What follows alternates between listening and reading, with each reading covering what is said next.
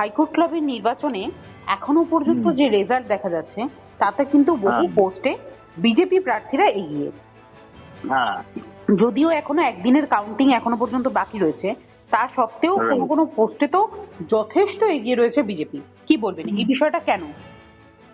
দেখুন, আমি একটা কথা বলি, তৃণমূল কংগ্রেস আইনজীবী সেল যখন মুমূর্ষ অবস্থায় ছিল, আজকে যারা দুভাগ হয়েছে তাদের সবাইকে আমি একজোট করেছিলাম, কিনে নিয়েছে করে তাতে প্রাণ সঞ্চার করার মতন মিটিং ফিটিং করে আমি বলেছিলাম যে আমি একটা আপনার সন্দীপনী, অর্থাৎ মানে যজ্ঞের আগুন যে ব্রাহ্মণ জ্বালায় সেই ভূমিকাটা আমি করেছিলাম এটাকে রক্ষা করার দায়িত্ব তোমাদের।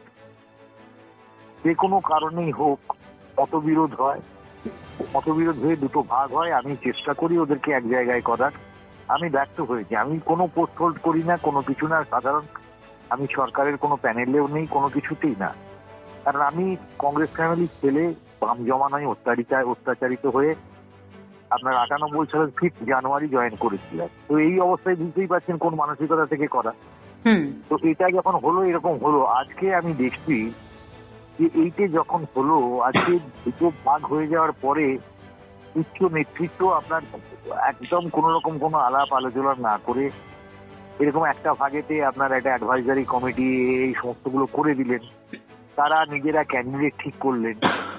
আর যে ছেলেটিকে দায়িত্ব দিয়ে মুখ দিয়ে করা হয়েছিল, তরুণ চ্যাটার্জি, তার সঙ্গে আলোচনা আমার মনে হয় না কোনো আলোচনা হয়েছে। আজকে এটা সত্যি কথা, কেউ অস্বীকার করতে পারবে না, যে যাই বলুক না কেন, তরুণ খুব দক্ষ সংগঠক। সে সরকারি প্যানেলে থেকে কোনো সুবিধে নেয় না, প্যানেলের নেই সম্ভবত আর কি। আমি প্যানেলটা সম্বন্ধে খুব বেশি অবহিত নই, কারণ আমি নিজে ওর বাইরে আছি, আমি এটার মধ্যে ঢুকতে চাই।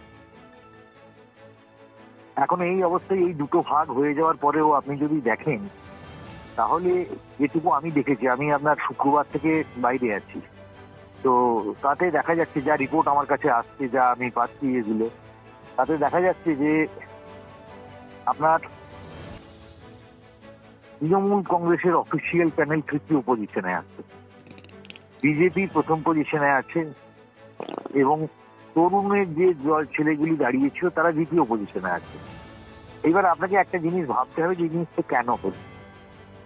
যেভাবে প্রচার চলেছে তাতে করে আপনার নির্বাচনগত বলুন বা রাজনীতিগত আদর্শ নিয়েই বলুন, তৃণমূল কংগ্রেসের অফিসিয়াল প্যানেল থেকে বিজেপির বিরুদ্ধে যতখানি না প্রচার হয়েছে, তার থেকে বেশি তরুণের বিরুদ্ধে, অর্থাৎ মানে ওই প্যানেলটার বিরুদ্ধে হয়েছে। তো এইটার ফল হচ্ছে কি, এটা তো সাধারণ অন্য কোনো নির্বাচন, সাধারণ মানুষের দেয়া ভোট তো নয়, অ্যাডভোকেটরা একটা ডিস্টিংক্ট ক্লাস। এই ছবিটা, এই পরিস্থিতিটা তাদের কাছে, যারা তৃণমূলকে ভালোবাসে বা অবাম অবিজেপির মনোভাবপন্ন যারা অ্যাডভোকেট, তাদের কাছেও খুব দুঃখ কষ্টের কারণ। আমি ব্যক্তিগতভাবে খুব ব্যথিত, যার জন্য এই নির্বাচনী প্রক্রিয়াটার মধ্যে আমি কোনো ধারে পাশে যাইনি। কারণ দুদিকে দুজন যারা আছে, তারা দুজনেই আমার খুব স্নেহাস্পদ, তাদের দুজনকেই আমি খুব ভালোবাসি, ছোট ভাইয়ের মতন, আমার থেকে অনেক ছোট। তো এই যে একটা দেখার কারণ হয়ে গেছে, অফিসিয়াল প্যানেলে যে যেটাকে ক্লেম করে করা হচ্ছে, তাদের যারা করেছেন এই সমস্ত প্যানেল তৈরি বা এই যে কমিটি তৈরি করেছেন, তরুণ যেখানে ছিল আপনার সারা পশ্চিমবাংলার কনভেনার, সেখানে অনেককে শুধু হাইকোর্টের কনভেনার করা হয়েছে। যিনি চেয়ারপারসন হয়েছেন, তিনি কিভাবে ব্যাপারটাকে দেখেছেন, কি করেছেন আমি বলতে পারবো না, আমার সঙ্গে কোনো ইন্টারাকশন নেই। এই জিনিসটা আমার মনে হয় না যে খুব একটা মানে রাজনৈতিক প্রজ্ঞাপ্রসূত ভাবে হয়েছে। এটাতে আমার মনে হয়েছে কিছু দূরদর্শিতার অভাব আছে। রাজনীতিতে এরকম চলছে, আজকে দুজনের মধ্যে কোনো ডিফারেন্স অফ ওপিনিয়ন হয়েছে। দেখুন, রাজনীতি তো কোনো থেমে থাকা জল নয়, বহমান নদীর মতো। তাদের উচিত ছিল এটাকে করে একটা আলাপ আলোচনার মধ্যে একটা করা। আর তৃণমূল কংগ্রেসের যে যাদেরকে অফিসিয়াল প্যানেল বলে বলা হচ্ছে, তাদের প্রচারের অভিমুখটা বিজেপির দিকে হওয়া উচিত ছিল। যে তৃণমূল কংগ্রেসের প্রার্থীদেরকে ভোট দাও, এইটা করা দরকার ছিল। অফিসিয়াল তৃণমূল বলে একটা ক্লেম করা, প্লাস আরো যে কতগুলো জিনিস ঘটেছে খুব অনভিপ্রেত, যে আমি কোনোদিন দেখিনি, যে এইরকম একটা দক্ষিণপন্থী দলে তো আপনি জানেন সংগঠনগত বাঁধন খুব হালকা যে কোনো দক্ষিণপন্থী দলেতে। তো সেখানে এই প্যানেল থেকে বের করে দেবো, এটা একমাত্র কনসিডারেশন হতে পারে না। যে আমি দাঁড়িয়েছি দলের বিরুদ্ধে অতএব আমাকে প্যানেল থেকে বার করে দেওয়া হলো। এটা খুব একটা মানে যুক্তিসঙ্গত কাজ বলে আমার মনে হয় না। এই যে খবরগুলো এগুলো যেগুলো ছড়িয়েছে যে এতজনকে ডিপ্যানেল করা হলো, তারপর ডিপ্যানেল করার প্রতিবাদে আরো কয়েকজন ছেড়ে দিল, এই মেসেজটা অ্যাডভোকেটদের মধ্যে একটা অদ্ভুত প্রতিক্রিয়া সৃষ্টি করেছে। সেই প্রতিক্রিয়ার ফসল হচ্ছে গিয়ে এইকে। আজকে অতীতে অনেক সময় দেখা গেছে যে দলের ইয়েতে একটা, এই ভোটটা তো নর্মালি আপনার যেভাবে হয় সেটা হচ্ছে গিয়ে আপনার কোনো পলিটিক্যাল ব্যানার নিয়ে হয় না, কোনো পলিটিক্যাল সিম্বল নিয়ে হয় না। কাজে কেউ দাঁড়ালো মানে এই নয় যে তাকে এরকম করে বের করে দিতে হবে। আজকে দলের সংগঠনগতভাবে, দলের সংবিধানগতভাবে যদি সেইভাবে তৈরি হয় তাহলে একটা অন্য কথা থাকে, যেমন বাম দলগুলোর আছে। সেটা যখন নয় তখন এগুলো করার কোনো মানে হয়? যে কোনো দক্ষিণপন্থী দলে আপনি দেখবেন যে হিন্দিতে একটা কথা আছে, যে জিতা ওহি সিকান্দার। তো আজকে তৃণমূল বংশে এরা লড়ছে বেশ, তো তারা বন্ধুত্বপূর্ণ পরিবেশে লড়াই যদি করতো খুব ভালো হতো। এই পরস্পর মানে একই দলের সব অনুগামী অথচ পরস্পর প্রতিযোগী প্রতিদ্বন্দ্বী একেবারে যুদ্ধক্ষেত্রে নেমে যাওয়া যে জিনিসটা, এটা আমার কাছে খুব একটা ভালো জিনিস বলে মনে হয়নি।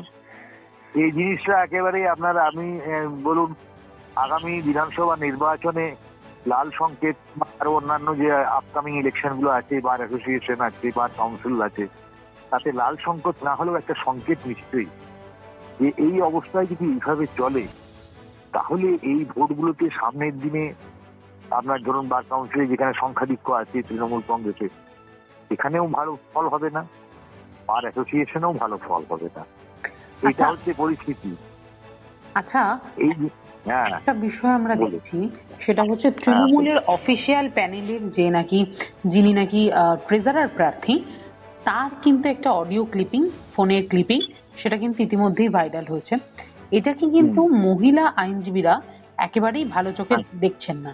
এটা হাইকোর্ট মহলে শোনা যাচ্ছে। এই বিষয়ে আপনি কি বলছেন? মানে এটা দেখুন, এই ব্যাপারটা তো আমার ব্যক্তিগত ধারণাটা নেই, কি বেরিয়েছে আমি এগুলো সব দেখি না, কারণ এই যে জিনিসটা ট্রেন্ড, সবচেয়ে বড় কথা আজকে কি বেরিয়েছে না বেরিয়েছে ট্রেন্ড হচ্ছে, কারোর নামে কোন রকম কোনো হলে এগুলো যে বার করা, এই জিনিসগুলো ভালো নয়। আর দ্বিতীয় কথা হচ্ছে আজকে প্রার্থী চয়ন করার সময় খুব সতর্ক হওয়া দরকার।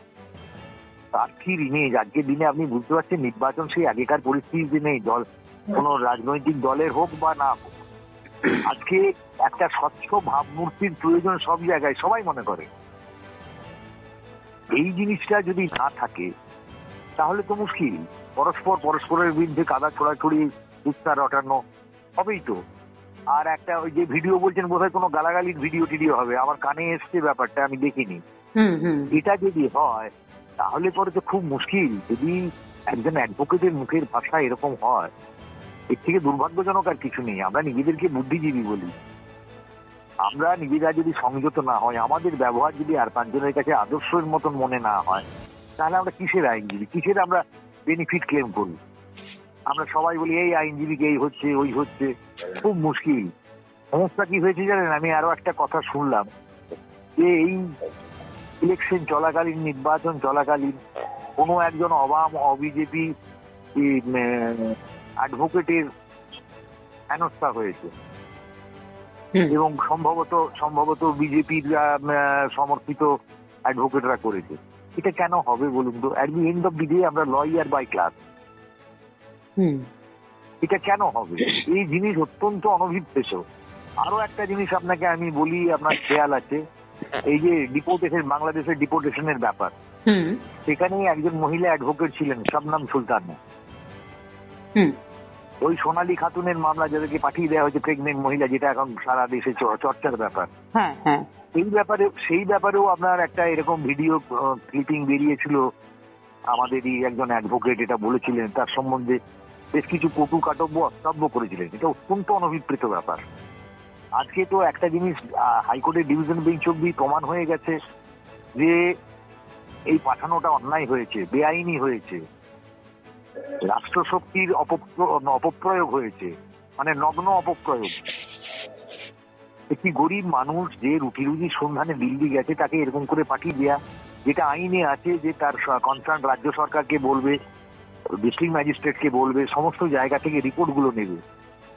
এই মহিলা বীরভূমের মুরারাই এলাকার বাসিন্দা, তার পরিবারের জমি আছে, বাচ্চাগুলো যেগুলো দুটো মাইনার আছে তারা বাই বার্থ ইন্ডিয়ান, তারপরে তো হঠাৎ করে 21 তারিখে ধরলো, 27 তারিখে ডিপোর্ট করে দিল কোনো ইনকোয়ারি না করে। ইভেন স্টেট গভর্নমেন্ট থেকে, স্টেট অফ ওয়েস্ট বেঙ্গল থেকে যে রিপোর্টগুলো পাঠানো হলো সেগুলো পর্যন্ত দেখা হয়নি।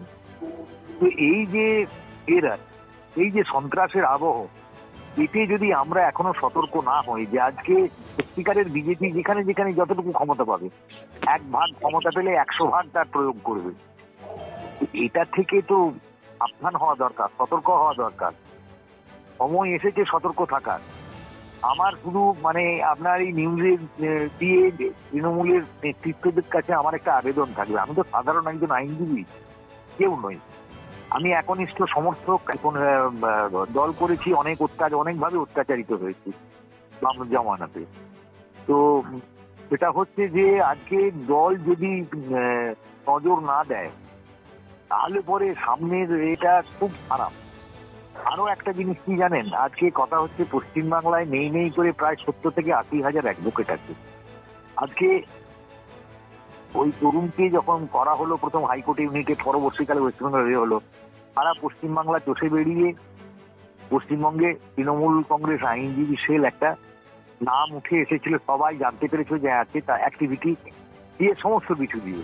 তরুণকে ব্যক্তিগতভাবে আমি যেটুকু জানি, সে অপরের দায়ে বিপদে বিভিন্নভাবে দাঁড়ানোর চেষ্টা করে, ইরেসপেক্টিভ অফ পলিটিক্যাল অ্যাফিলিয়েশন। রাত্রি 1টা, 1:30, 2টো, 2:30 ইভেন নিজে পকেট থেকে খরচা করে আজকে যারা বিপক্ষে আছে তাদের অনেকেরই অনেক উপকার করে দিয়েছে। তো সেসব মনে রাখার কথা আমি বলছি না, একটা দল হিসেবে করলেও তাদের একটা জিনিস মাথায় রাখা দরকার ছিল যে অভিযোগ অনুযোগ থাকতেই পারে। আমি মনে করি না যে এমন কোনো অভিযোগ অনুযোগ থাকবে এটা বসে সমাধান না করা যায়। আচ্ছা, এটা সমাধান করা যায়। এই যে বিষয়গুলো হচ্ছে, এরপরে তো নির্বাচন রয়েছে, বাড়ি নির্বাচন, আপনার কি মনে হয় এরপরে দলের কি স্ট্র্যাটেজি হওয়া উচিত বা নেওয়া উচিত, কি নিয়ে ভাবনা চিন্তা করেন? আমি তো দলের পরামর্শদাতা নই, তবু আমি একটা আমার যেটুকু সাধারণ বুদ্ধি তাই দিয়ে আমি বলতে পারি যে সময় এসেছে। কারণ আমি যেটুকু শুনলাম যে মাননীয় মন্ত্রী, মাননীয় সাংসদ এরা সবাই মিলে গিয়ে অফিসিয়াল প্যানেলের হয়ে প্রচার করেছে। আজকে যদি তাদের সিদ্ধান্তটা সঠিকই হয় তাহলে পরে দলের এই পারফরমেন্স কেন? তাদের ব্যক্তিগত ক্যারিশমা কতখানি কাজ করেছে না আদৌ কাজ করেনি, এগুলো দেখার ব্যাপার।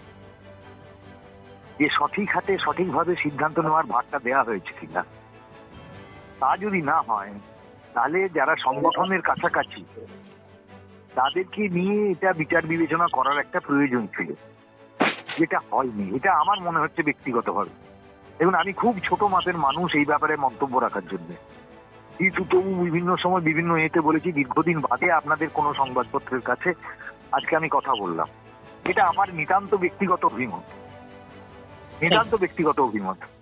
আমি চাই যে সবাই মিলে একসঙ্গে একজোট হয়ে যদি লড়াই করতে পারে তাহলে পরে তৃণমূল কংগ্রেস আইনজীবী শাখাকে হারানোর মতন কোনো শক্তি এখনো তৈরি হয়নি। কিন্তু সেই ছবিটা দরকার, অ্যাডভোকেটদের কাছে এই মেসেজটা পৌঁছানো দরকার। তাদের যে কনফিডেন্সটা তৃণমূল কংগ্রেস আইনজীবী শাখা আদায় করেছিল, যে কনফিডেন্সটা এখন হারিয়ে গেছে, সেইটাকে পুনরুদ্ধার করা দরকার। সেটাকে করতে পারলেই দেখবেন সমস্ত রেজাল্ট বদলে যাবে। Thank you. কারণ দাঁতনক এদের বেরিয়ে পড়েছে, বিজেপির যে দাঁতনক বেরোতে শুরু করেছে এটা দিনে দিনে ভয়ঙ্কর আকার ধারণ করবে। থ্যাংক ইউ, অনেক ধন্যবাদ আপনাকে এতটা সময় আমাদের দেওয়ার জন্য। Thank you. না ঠিক আছে।